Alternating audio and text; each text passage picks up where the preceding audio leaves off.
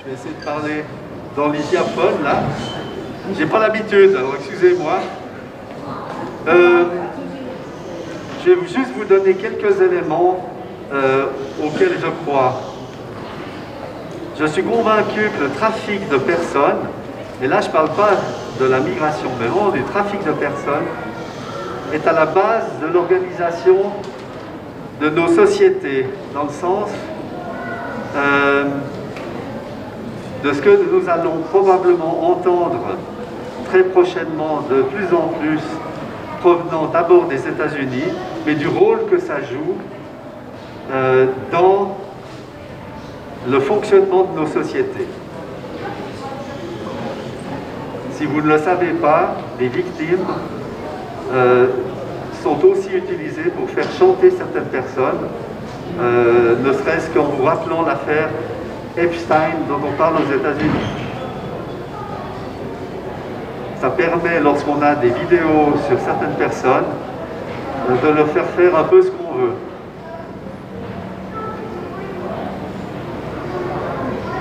Et si vous réfléchissez à ce qui s'est passé récemment, il y a 5 ans, et dont nous subissons encore les conséquences, cette coordination mondiale, comment l'expliquez-vous, par rapport au confinement de la population, et à donner tous ces ordres complètement absurdes par rapport à la gestion d'une pandémie. C'est un système mondialement organisé. Et donc cette manifestation, cette année, je la vois comme une préparation pour certains à entendre des choses dont nous allons être des auditeurs, je pense, dans le sens d'informations qui vont tomber de plus en plus, justement sur ces turpitudes extrêmement graves dont nous sommes tous les victimes indirectes, et heureusement nous aurons pour témoins des victimes directes. Victimes indirectes dans le sens que nous sommes sous le joug de politiciens corrompus. Je vais vous citer en anglais les paroles de Don Bongino. Don Bongino, c'est le directeur adjoint du FBI actuel aux États-Unis. I will never be the same after learning the deep state global elites were involved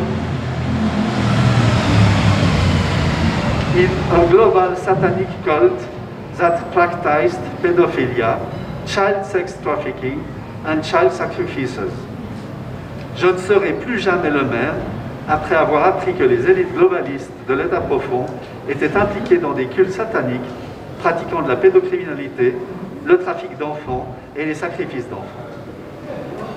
Et il se trouve que Bongino, je crois, a vu un film impliquant une certaine HRC torturant un enfant et qu'il en a été bouleversé. Et pour moi, de lire ça de la part de Don Bongino, ce personnage très haut placé dans l'administration américaine, est un soulagement dans le sens que ça devient officiel. Il y a 5 ans, on passait pour des farfelus que de parler de trafic. Actuellement, ça devient quelque chose d'un peu plus audible.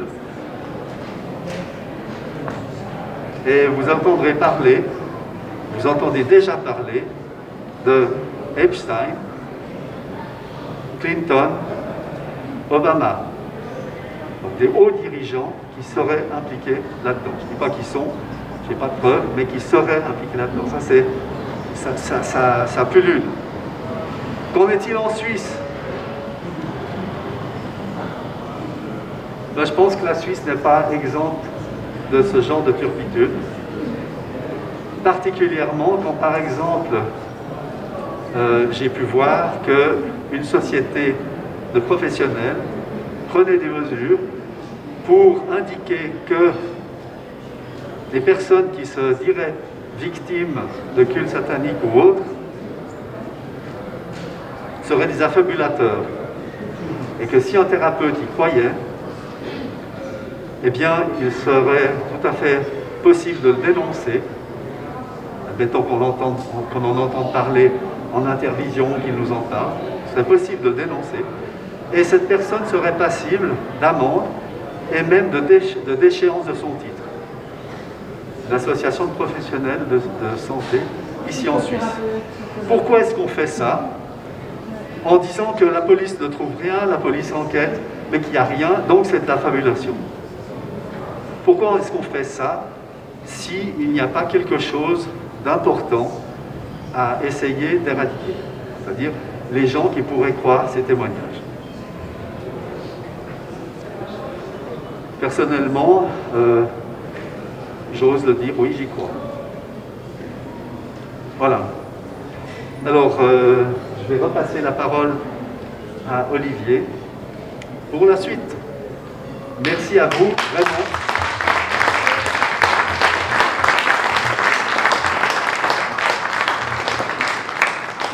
Merci à vous d'être venus. Merci de nous soutenir ainsi et de pouvoir ensuite témoigner aussi de ce que vous aurez entendu. Pour que vous le sachiez, donc nous captons et ce sera ensuite diffusé. Je vous demande toute votre attention et tout votre cœur pour accueillir Chantal Fray. Alors bonsoir Genève, bonsoir, merci de m'accueillir. Je me nomme Chantal Fray, c'est pas mon vrai nom, c'est un nom d'emprunt que j'utilise pour dénoncer les réseaux pédocriminels. Si je parle avec mon vrai nom, je risque gros, mes enfants risquent gros, ma famille risque gros. Aujourd'hui, je me tiens devant vous pour témoigner d'une vérité dérangeante, mais incontournable. Le trafic des enfants, des femmes et des hommes. D'un côté, je suis très honorée d'avoir été invitée à intervenir lors de cette manifestation. J'en profite d'ailleurs pour remercier chaleureusement les organisateurs. Merci beaucoup pour votre courage.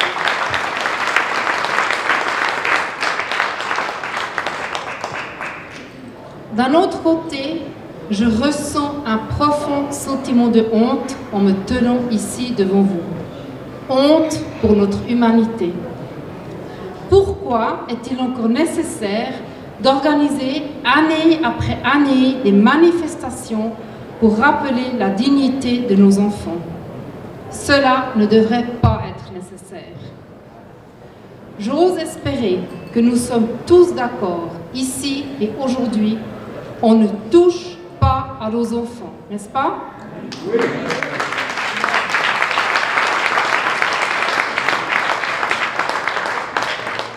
Mon sentiment de honte vient du fait que certains de nos contemporains ne partagent même pas cette évidence.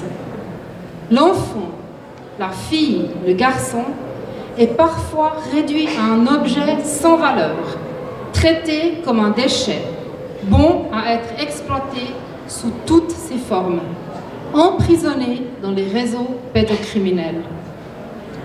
Qu'est-ce que je veux dire par là? Je vais vous donner deux exemples.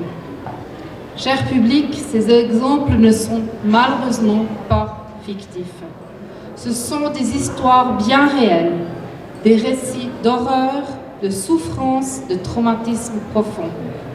Ce sont les histoires d'une petite fille et d'un petit garçon que j'ai rencontrés personnellement ou qui ont eu le courage de me confier leur histoire. Je vais vous parler de Nathalie. Nathalie, une petite fille suisse, originaire du canton de Bâle. C'est à l'âge de 8 ans qu'elle a commencé à parler à sa maman avec ses propres mots d'enfant.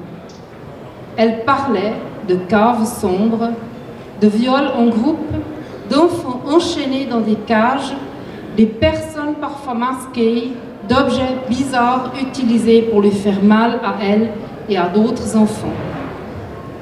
Elle racontait qu'elle avait été emmenée lors de visites chez son père dans des lieux inconnus, des bunkers isolés en pleine forêt, ou encore une plage naturiste bien connue en Suisse romande. Elle disait qu'elle n'était pas seule, que d'autres enfants étaient souvent présents. Ces souvenirs, aussi terribles qu'ils soient, ont été pris au sérieux par certains membres de sa famille, quelques amis, ainsi qu'un journaliste en chef d'un grand quotidien bâlois. Au cours de l'enquête informelle menée autour d'elle, Nathalie a reconnu plusieurs de ses agresseurs. Parmi eux se trouvaient, et ceci est très très glaçant, des personnes travaillant dans la protection de l'enfance, ainsi que certains politiciens suisses bien connus de nous tous. Par la suite, sa maman et des amis ont déposé des plaintes à différents moments et dans plusieurs juridictions. Très rapidement, les choses ont tourné au cauchemar. La fillette et ses proches se sont retrouvés en danger. Malgré des éléments troublants, des témoignages, des détails concordants, la justice a refusé de reconnaître son traumatisme, son vécu, sa vérité. Aujourd'hui encore, et je le confirme, la famille vit sous tension. Elle reçoit des menaces, subit des agressions verbales et physiques dans la rue, est suivie sur la route. Les médias, avec leurs articles non fondés, contribuent à discréditer le témoignage de Nathalie, ce qui la met en grand danger. Et ceci n'est que la partie visible. Mais ce qui me révolte le plus, ce qui me paraît le plus insupportable, c'est que cet enfant, âgé aujourd'hui de seulement 13 ans, est traité de complotiste.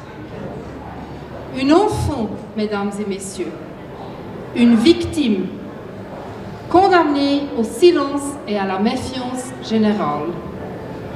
Où en est notre société? Où est passée la protection de l'enfance? Comment a-t-on pu en arriver là? Par ce récit, je lance un appel à l'aide, un cri du fond de mon cœur pour Nathalie et pour tant d'autres enfants oubliés, niés, abandonnés à leur souffrance. J'aimerais aussi vous parler d'un petit garçon âgé aujourd'hui de 4 ans. Il a eu son 4e anniversaire au mois de février. Je vais l'appeler Yves. Yves est né en Suisse, d'un père suisse et d'une mère étrangère. Lorsque l'enfant avait environ 2 ans, ses parents se sont séparés. La mère a déménagé, s'éloignant du père et a emmené son fils avec elle. Le papa a eu des droits de visite. Un jour, lors d'une promenade au bord du lac, près de chez eux, le petit garçon a soudain désigné un homme aux cheveux gris en criant « Oncle !» La mère n'avait jamais vu cet homme de sa vie. Mais Yves insistait et continuait à appeler « Oncle ! Oncle !» L'homme, quant à lui, a ignoré la scène. Peu après cet épisode, un autre phénomène inquiétant est apparu. La mère et plusieurs proches ont remarqué que des personnes qu'ils connaissaient de leur ancien lieu de vie, celui qu'ils avaient quitté, réapparaissaient soudainement dans leur quotidien, croisant régulièrement leur chemin comme si elles les suivaient. Dans le même temps, le petit Yves a commencé à présenter des blessures, des douleurs sur le corps et à faire des cauchemars terribles. Il se réveillait la nuit en hurlant, parfois inconsolable. Heureusement, Dieu soit loué, avec le vocabulaire limité d'un petit garçon de 2 à 3 ans, il a commencé à parler. Il s'est confié à sa maman, puis à sa grand-mère. Et ce qu'il racontait, avec ses mots à lui, faisait tristement écho à l'histoire de la petite Nathalie. Même schéma, mêmes horreurs.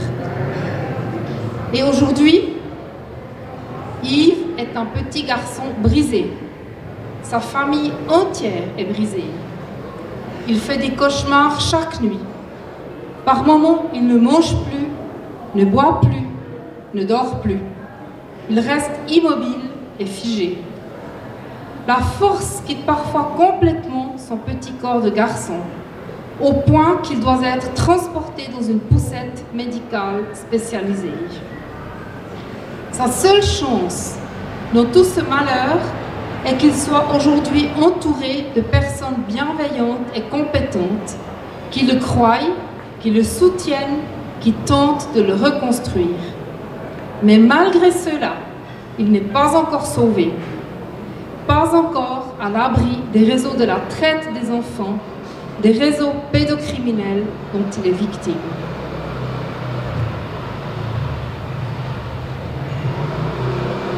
Cher public, des Nathalie et des Yves, il y en a malheureusement partout dans le monde. Ces deux enfants ont eu la force ou la chance de pouvoir parler. Mais combien d'autres restent silencieux à jamais? Combien d'enfants n'arrivent pas à exprimer leur malheur? Ou alors, quand ils y parviennent, personne ne les écoute, personne ne les croit. Ce qui est profondément révoltant dans notre système, c'est que la parole des enfants, comme celle des adultes qui dénoncent les réseaux pédocriminels, n'est pas seulement étouffée, elle est activement sabotée, ridiculisée, agressée. Souvent, ceux qui osent parler, enfants ou adultes, sont traités d'affabulateurs, de mythomanes, de fous, de folles. Ils sont discrédités, parfois persécutés, par la justice, par les médias, par les institutions censées protéger, par certains de leur famille, par certains amis. C'est d'une violence inouïe, c'est d'une violence sans nom. Bien entendu, nous sommes d'accord, ce système de déni et de violence ne sert pas à protéger les enfants, il sert à protéger les criminels. Cela doit cesser immédiatement. C'est pourquoi je me tiens ici aujourd'hui devant vous, en tant que survivante de la traite d'enfants, de réseaux pédocriminels internationaux, en tant que survivante de violences ritualisées. Je suis ici pour porter cette parole et pour dire haut et fort que les enfants, les femmes, les hommes abusés, exploités, violés, parfois même tués, ont besoin de nous, de vous, de moi, de nous tous. Ils ont impérativement besoin de notre aide. Avant de conclure, j'aimerais partager une réflexion avec vous. Peut-être que l'un ou l'autre d'entre vous se dit, après avoir entendu tout cela, « Oui, c'est horrible, la traite des enfants, les abus, tout ça, il faudrait vraiment faire quelque chose. Mais bon, chacun son rôle. Laissons ceux qui sont concernés ou investis s'occuper. Moi, je ne peux pas sauver le monde. Et puis, de toute façon, je ne suis pas directement concernée. Si tel est votre raisonnement, laissez-moi vous dire, avec tout le respect que je vous dois, vous vous trompez. Les enfants maltraités nous concernent tous, que nous le voulions ou non, que nous en soyons conscients ou non. Permettez-moi, mesdames et messieurs, de développer. En tant qu'enfant, puis adolescente, esclave d'un réseau de traite humaine, j'ai croisé de nombreux autres enfants maltraités comme moi. Où sont-ils aujourd'hui devenus adultes? Certains sont hospitalisés à long terme, ce qui représente un coût important pour notre système de santé. D'autres sont devenus criminels, parfois violents, parfois destructeurs et causent des dommages considérables à notre société. Certains sont en prison, ce qui génère là aussi des coûts au niveau humain, sociaux et économiques pour toute la collectivité. Ensuite, il y a ceux et celles qui, comme moi, ont tenté de se reconstruire. ont poursuivi des études, trouvé un emploi, mené une vie soi-disant normale. Mais croyez-moi, la majorité d'entre eux, la majorité d'entre nous, ont traversé des années d'enfer et certains ne s'en sortent jamais vraiment, malgré les efforts. Ils ont besoin d'un accompagnement permanent, de soutien psychologique, médical, social, juridique. Un soutien coûteux à tous les niveaux, mais qui aurait pu être évité s'ils avaient simplement été protégés et traités avec dignité dans leur enfance. Il y en a encore d'autres, ceux qui à leur tour deviennent des bourreaux. La psychologie le confirme. Un certain nombre de victimes de violences deviennent eux-mêmes agresseurs et abuseurs. Parfois même, c'est voulu. Les réseaux pédocriminels forment activement des enfants à devenir les prédateurs de demain. Ils sont brisés, façonnés pour perpétuer le cycle. Certains enfants victimes d'hier sont devenus les criminels d'aujourd'hui. Ils sont là, parmi nous.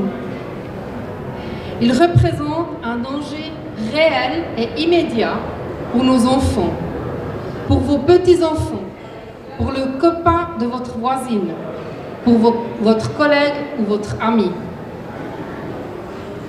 Je vous ai parlé auparavant de cet enfant, de Nathalie, qui a reconnu certains politiciens suisses parmi ses agresseurs. On doit se poser cette question. Qui sont ces personnes? Que leur est-il arrivé dans leur enfance? Ont-ils eux aussi été victimes? Sont-ils aujourd'hui en train, à leur tour, de former les hommes et les femmes brisés, la société brisée et les criminels de demain? En conclusion, j'ai envie de vous dire du fond de mon cœur, nous ne pouvons pas fermer les yeux. Nous ne pouvons pas détourner le regard sous prétexte que ça ne nous concerne pas. Chaque enfant brisé est une société fragilisée.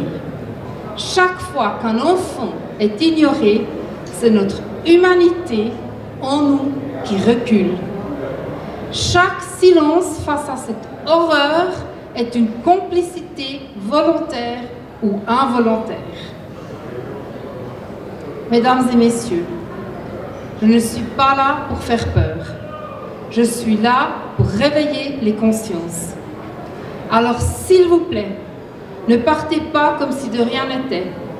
Parlez, écoutez, soutenez, osez. Même un petit geste peut faire une grande différence. Je suis debout aujourd'hui, non pas parce que j'ai survécu, mais parce que d'autres n'ont pas eu cette chance. Agissez pour Nathalie, pour Yves, pour tous les enfants qu'on n'entend pas, qu'on ne voit pas. Agissez afin que plus jamais un seul de nos enfants doive vivre cet enfer. L'union fait la force. Merci.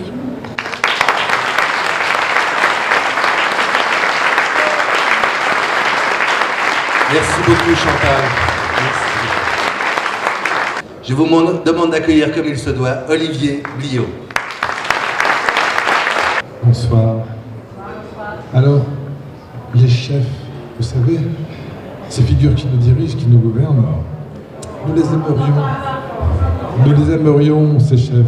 Nous les aimerions sages, des pères aimants profondément imprégnés du devoir et de la bonté, des gens pleins de savoir, en qui seraient déposées les traditions venues des âges, nos nobles pères, vêtus de blanc peut-être, de grandeur, et puis les femmes qui chantent. Oui, bon, on va essayer de faire mieux. Je veux parler de nos figures paternelles, et je vous dis les femmes aussi, les femmes qui chantent, nous les voudrions évocatrices des souvenirs de notre enfance.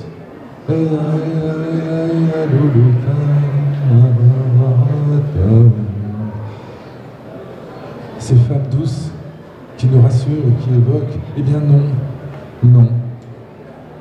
Nous avons comme femmes des gorgones, celles qui sont publiques, des gorgones qui dégorgent, qui appellent à la copulation, qui ont des faux corps et de fausses voix. Et comme pères qui nous dirigent, nous avons des monstres, partout, visibles en haut, planqués en milieu, des fous inhumains, drogués, aliénés. Ils sont tueurs, ils sont pillards, ils sont violeurs, sodomites, mangeurs de chair humaine, oui, oui, sacrificateurs et dévoreurs d'enfants, des enfants qu'ils ont dépecés de leurs mains. C'est cela que nous avons. Voilà la réalité historique. Je me suis permis de mettre quelques mots crus sur une vérité insoutenable, mais que s'est-il passé? Alors Jules César nous raconte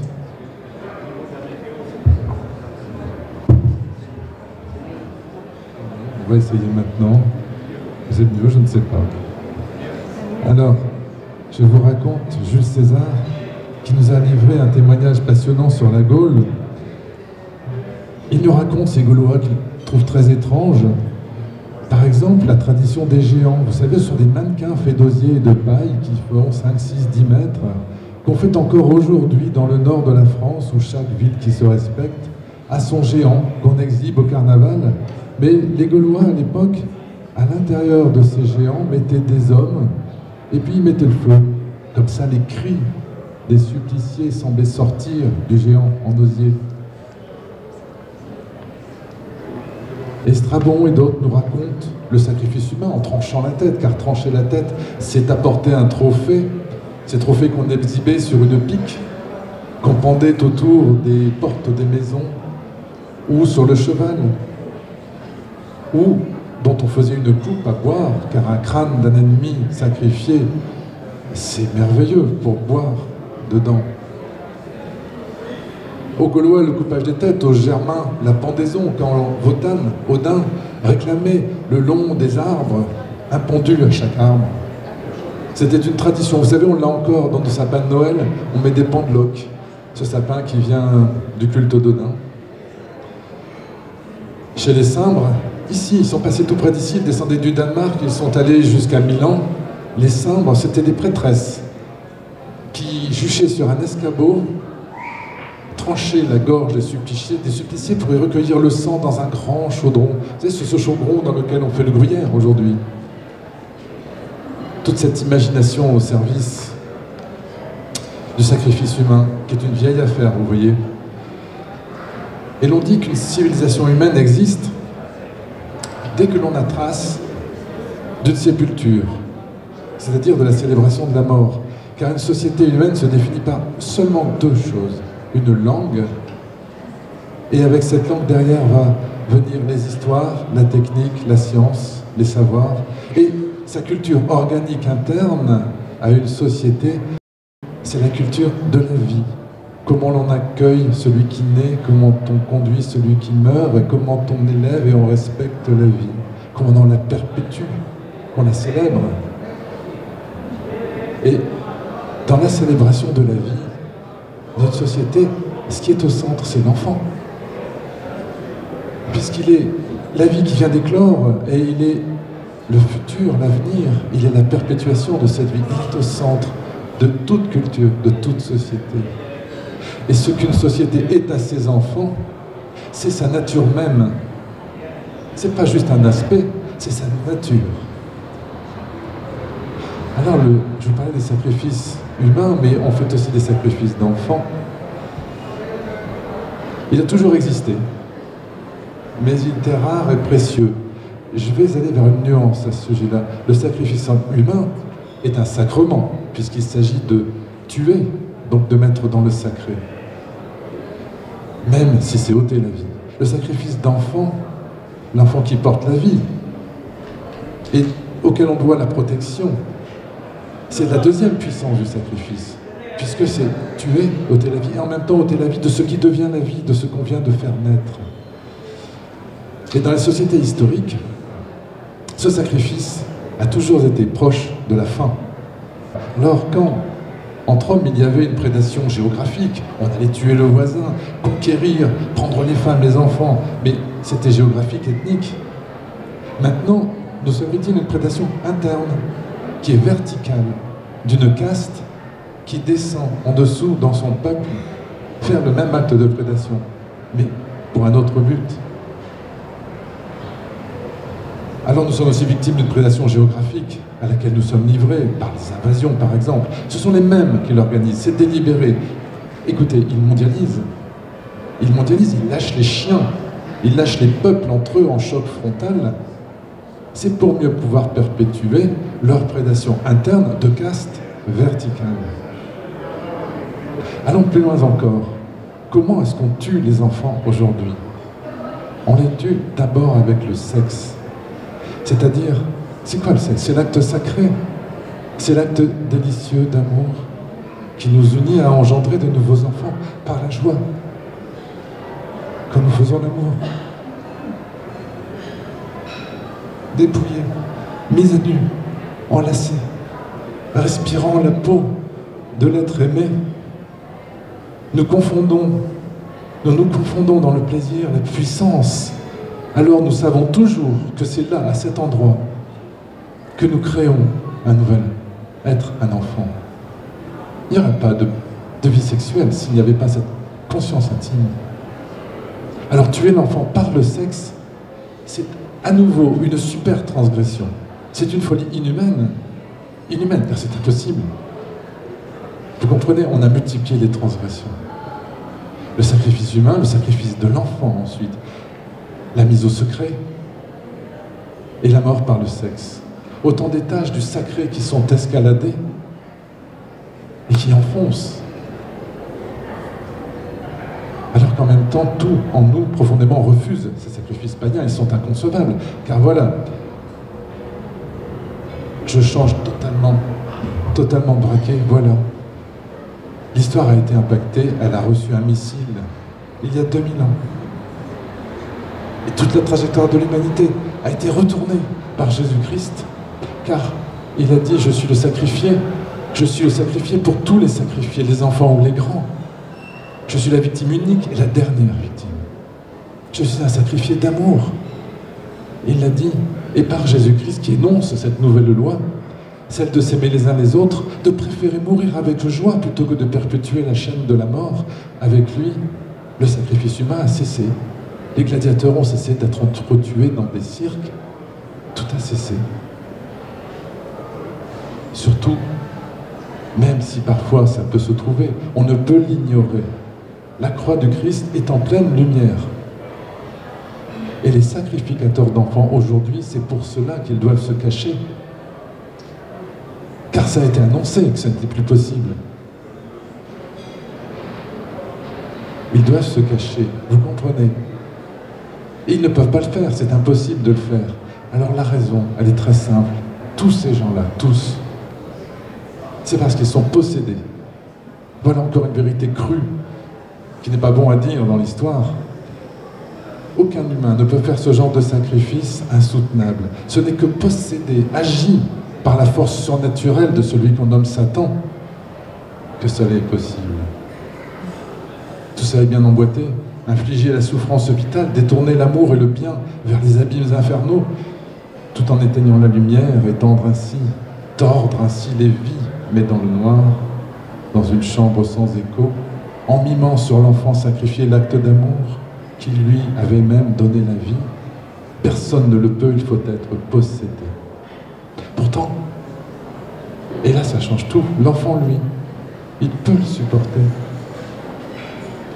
C'est étonnant. Il peut même en sortir grand, plus fort. Voyez nos survivants et nos survivantes. La société est perverse, elle travestit le bien en mal. Et le clan de pouvoir infiniment pervers et transgresseur fait s'effondrer notre civilisation, tout est lié. La famille parentale exclusive a été le premier étage, le premier confinement de l'histoire.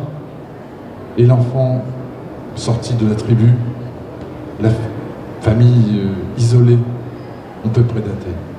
Détacher l'enfant des liens imbriqués du maillage laisse la famille isolée et précaire pour les prédateurs.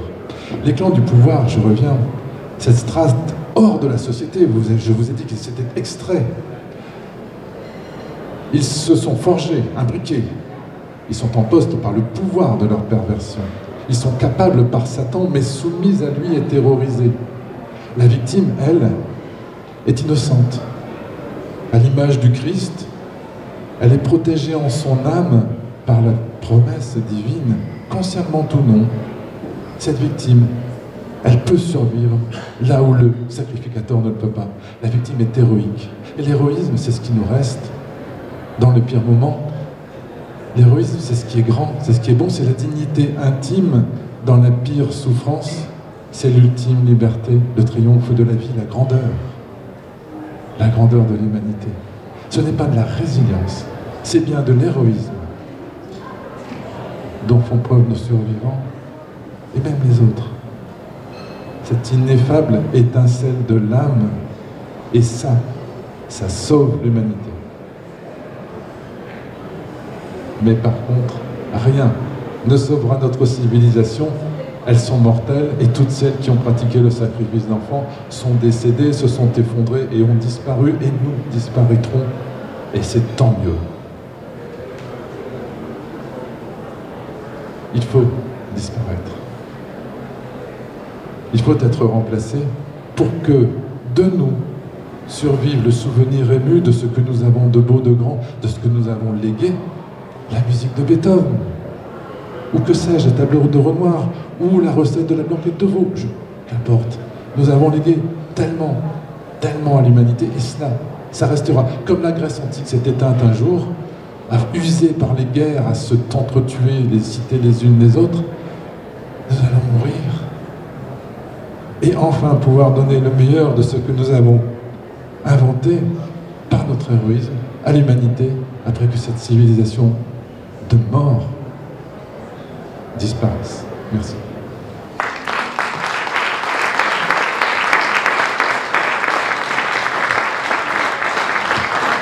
Je vous demande vraiment, avec beaucoup de respect, d'accueillir le monsieur qui va venir ici, fondateur du CID, journaliste, monsieur Georges Glatz, ainsi que 2 personnes qui sont des témoins anonymes. Bonjour, vous m'entendez bien? Bon, alors ça va. Eh bien écoutez, je vais voir que cette journée ne devrait pas en fait exister. Le fléau des traites humains traverse les temps, les continents. Il répond, il prend surtout rafile dans le silence, dans la pleure et l'indifférence. Ce fléau a aussi des protégeantes et des protections avec des réseaux. Je suis désolé, mais j'ai une attaque cérébrale, alors des fois je cherche mes mots. J'espère que vous allez me comprendre. Donc ce fléau détruit des îles, notamment surtout pour les personnes les plus vulnérables, et je pense surtout aux femmes et aux enfants.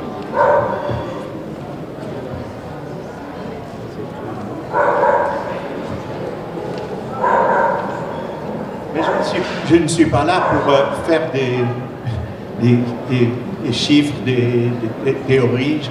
Je suis là pour donner la parole justement à ceux qui ne l'ont pas eu. Je pense surtout à ceux à qui on a dit « tais-toi, c'est pas vrai, tu vends, ça n'existe pas, tu es petit, tais-toi ». Mais il faut savoir à ce niveau-là, et je trouve ça important, que les victimes portent des paroles qui dérangent, parce qu'elles éclairent le chemin qui va vers une société plus juste. Ces victimes ont un savoir précieux. Savoir doit être entendu par la justice, par les politiques et par tous ceux qui font la société.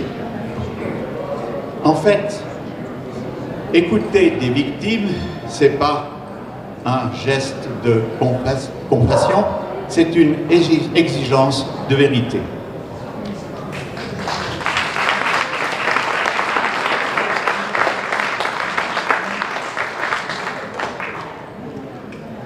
En fait, je suis venu avec deux personnes, deux sœurs, une qui s'appelle Véro et l'autre Coco. Je les connais depuis, enfin surtout Coco depuis très longtemps, enfin Véro plutôt, très longtemps. Je la connais depuis à peu près 20 ans. Ce qu'elle va vous dire, je peux vous le dire aussi, c'est tout à fait juste, parce que j'ai les pièces juridiques qui démontrent que c'est vrai. C'est important que je vous le dise. Quand je l'ai connue il y a 20 ans, elle était vraiment, je le disais, comme elle était folle. C'est-à-dire qu'on avait l'impression qu'elle ne savait pas ce qu'on disait, c'était épouvantable.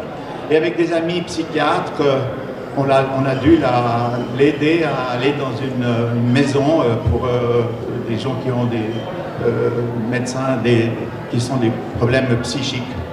Et puis aujourd'hui, cette personne, après 20 ans, eh bien, elle s'est refait. Et puis maintenant, c'est elle qui, dans cet hôpital, elle donne des soins à ceux qui n'ont pas les mêmes genres de problèmes.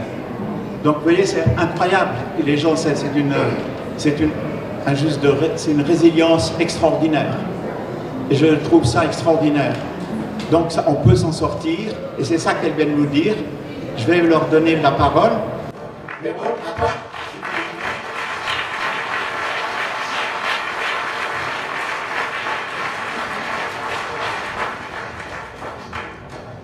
Bonsoir, alors je suis Yoko et ma sœur Coco. Merci de respecter le fait qu'on ne veuille pas diffuser nos images sur les réseaux pour protéger nos enfants et puis nos carrières. Parce que je suis soignante et elle aussi. Donc il ne faudrait pas qu'on se retrouve sans emploi et nos enfants et je laisse témoignage. Cependant, il était important pour nous d'être là ce soir parce que cette journée effectivement ne devrait pas exister. On est des témoins des victimes de la traite des enfants et aussi des victimes collatérales, excusez, je ne suis pas une grande oratrice, du système judiciaire français et également du système ce qu'on appelle l'ASE en France, puisque nos familles ont été suivies depuis toute petite. Des milliers d'enfants sont placés et protégés alors qu'ils ne devraient pas, que leurs familles sont pas dysfonctionnantes, et d'autres où il y a de réels problèmes et qui sont réellement en danger, eux ne sont pas placés. Donc déjà c'est un gros dysfonctionnement. Et au niveau judiciaire, donc, comme le disait Georgique, nos parents ont été condamnés en cour d'assises, en première instance, en deuxième instance. Donc les faits sont avérés. Pour vous donner un petit panel, sans rentrer dans les détails, nos parents ont été condamnés pour acte de torture et de barbarie, proxénétisme aggravé sur enfant de mineur de moins de 15 ans, viol par ascendant, etc. Notre histoire, les plus grands souvenirs que j'ai, c'est de la 4-5 ans. Voilà, donc toute notre vie d'enfant qui a été baignée dans la violence physique, psychologique. Moi, ce soir, là, ce qui me paraît important aussi, alors évidemment, c'est de sauver tous les enfants, hein, je suis bien d'accord là-dessus, mais aussi d'avoir des actions au niveau politique par rapport à des prises en charge au niveau judiciaire, parce que c'est très compliqué quand on est victime de se faire entendre, et puis que les affaires viennent au bout. Par exemple, concrètement, mes parents ont été condamnés pour proxénétisme aggravé sur mineurs de moins de 15 ans, donc proxénétisme qui a été vendu. Concrètement, aujourd'hui, personne n'a été condamné pour avoir profité de nos corps, tout simplement. Donc déjà. Et tu as dit aussi, tu connaissais les noms des gens qui ont abusé de toi. Oui, bien sûr, les noms, beaucoup de noms ont été donnés, la justice n'en s'est pas saisie. Alors certains depuis sont morts, donc au moins ça est allé à faire, et puis d'autres sont laissés dans la nature. Donc à savoir que les enfants continuent encore aujourd'hui à être abusés. Ce soir, là, moi je voulais attirer votre attention sur le fait que sauver des enfants c'est bien. Par contre, peu au niveau politique et social s'intéresse sur que deviennent ces enfants une fois qu'ils sont sortis. Pour notre exemple, à nous, on a été sortis du réseau, on était de jeunes adultes, et donc la procédure judiciaire a été conclue, on était des jeunes adultes. Il n'y a rien qui est prévu pour des jeunes qui sont cassés, abîmés physiquement, psychologiquement, qui n'ont plus de parents, forcément, plus de famille, qui n'ont pas eu la chance de pouvoir aller à l'école loin. Donc ça veut dire aussi un statut socio-professionnel quasi inexistant. Donc en fait, ce qui serait bien, c'est que la politique se saisisse de après. Parce que une fois qu'on a réussi à sortir de là, qu'est-ce qu'on fait? Les associations sont plus présentes, une fois que la justice a fait son œuvre, et puis elles ne sont pas nombreuses à nous aider, hormis le STIN, qui est là depuis plus de 25 ans.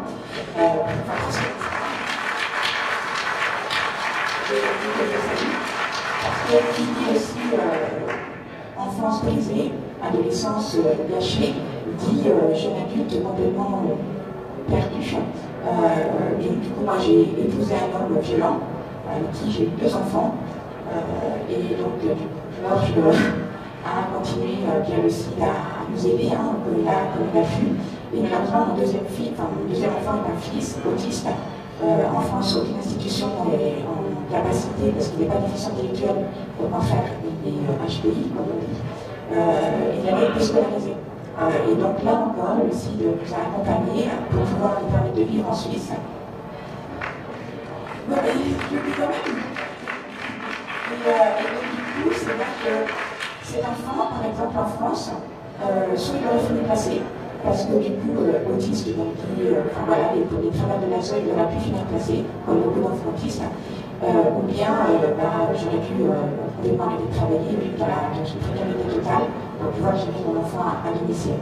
Donc c'est vrai qu'il y a rien après. Le après pour les victimes, c'est très compliqué.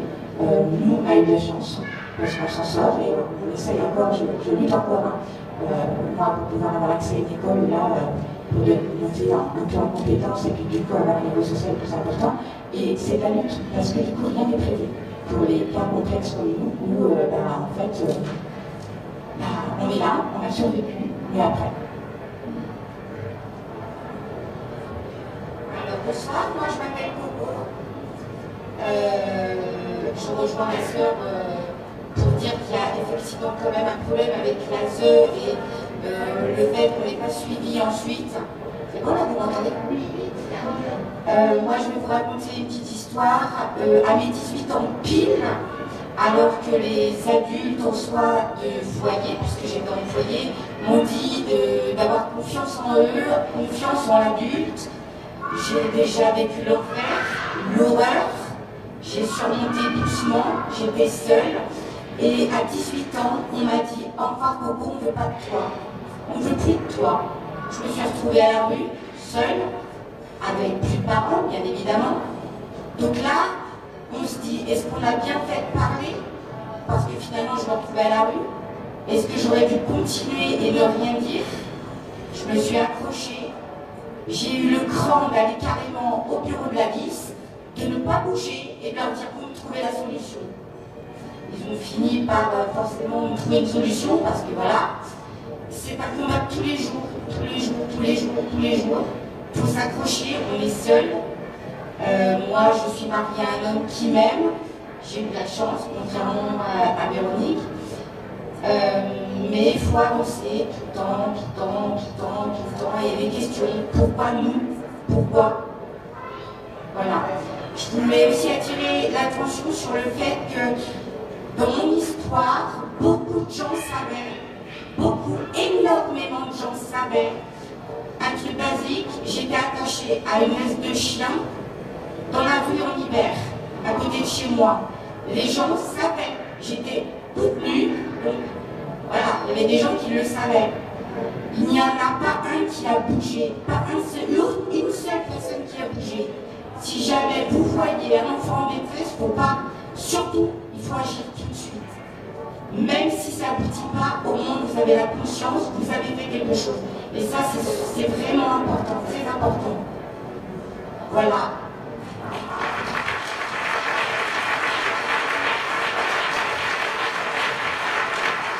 Merci beaucoup, merci. Voilà, il faut oser parler, il faut oser s'exprimer, car ce n'est pas qu'aujourd'hui, le 30 juillet, qu'il faut parler de la problématique.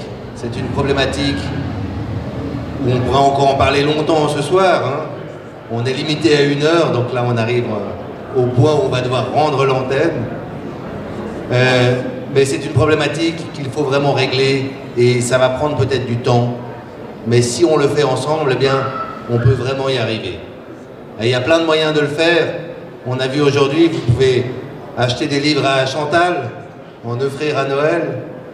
Vous pouvez étudier l'histoire avec Olivier et comprendre un petit peu que ça ne date pas d'hier.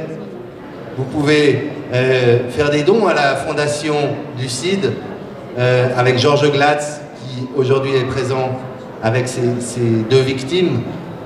On voit qu'on a le collectif pour l'abolition de la pédocriminalité qui nous a rejoints aussi aujourd'hui. On a Pascal Borel qui est un homme très engagé, ceux qui le connaissent, apparemment il y en a plusieurs qui le connaissent, qui a fait le déplacement aujourd'hui de venir jusque-là. Voilà, c'est important qu'on soit ensemble. Ensemble, on est vraiment plus fort. Et moi-même, voilà, il y a Dominique Chaton qui organise ça depuis 2020. Chaque année, il organise cette manifestation pour commémorer cette journée. Mais voilà, le combat continue sur tous les fronts. Il y a moi-même qui on profite en fait de la fatigue d'un conseiller d'État pour se présenter de nouveau, encore une fois, au Conseil d'État, pour avoir une place dans les débats. Et cette fois, j'ai mis tout en haut de l'affiche, les enfants d'abord, parce que je pense que c'est un thème qu'il faut vraiment mettre en avant. On est arrivé à un point où on ne peut plus dire « Ah, je ne savais pas, ah bon, ah, quelle surprise !» Non, je crois que tout le monde maintenant le sait suffisamment, en tout cas entre nous, et c'est à nous de faire que tout le monde soit au courant pour que personne ne soit innocent, personne ne soit, ne puisse pas savoir, et que tout le monde se mobilise pour cette protection des enfants et des personnes victimes de la traite humaine. C'est un fléau qui rapporte énormément, mais ça rapporte à une minorité. La majorité, ça reste nous.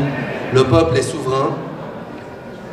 Alors, comme on arrive au terme, je remercie vraiment tous les participants qui ont été là, qui ont fait pour certains beaucoup de route. Pour pouvoir les défrayer, on a mis un chapeau ici. Voilà, Dominique passera vers vous, vous pouvez venir au chapeau. Si le chapeau ne vient pas à vous, venez au chapeau. C'est pour défrayer les personnes qui ont été présentes, qui sont venues pour certaines de loin, pour pouvoir témoigner aujourd'hui, pour pouvoir être là. Et j'aimerais vraiment, tout particulièrement, vous remercier aussi à vous tous d'être venus, et puis également d'être restés jusqu'au bout. On va pouvoir parler maintenant un petit peu entre nous. On a encore une demi-heure ici où on a le droit de manifester comme ça devant le Conseil d'État, devant l'Hôtel de Ville. Cet endroit historique où depuis des centaines d'années, aussi un demi-millénaire, le Conseil d'État se réunit ici. Mais il est temps maintenant que nous prenions vraiment les choses en main, qu'on arrête de déléguer à des personnes nos problèmes et que nous les prenions vraiment en main, car on voit que sinon ça ne fonctionne pas. Pour terminer, je vais donner la parole à Dominique, que je vois qu'elle est là. Voilà, tu peux sortir les mains des poches. Merci.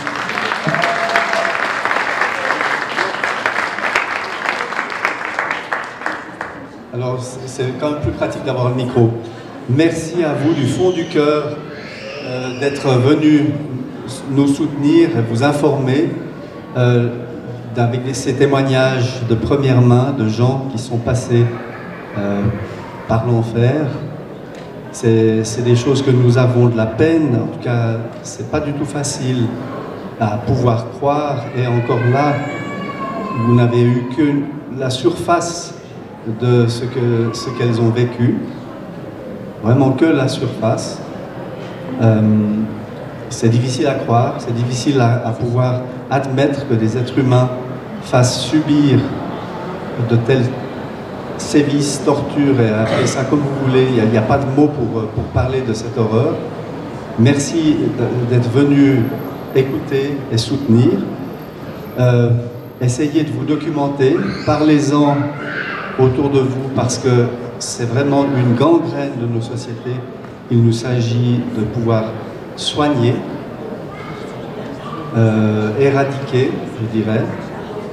Enfin, en tout cas, de faire que les vraies valeurs prennent le dessus par rapport à ces valeurs destructrices pour notre humanité.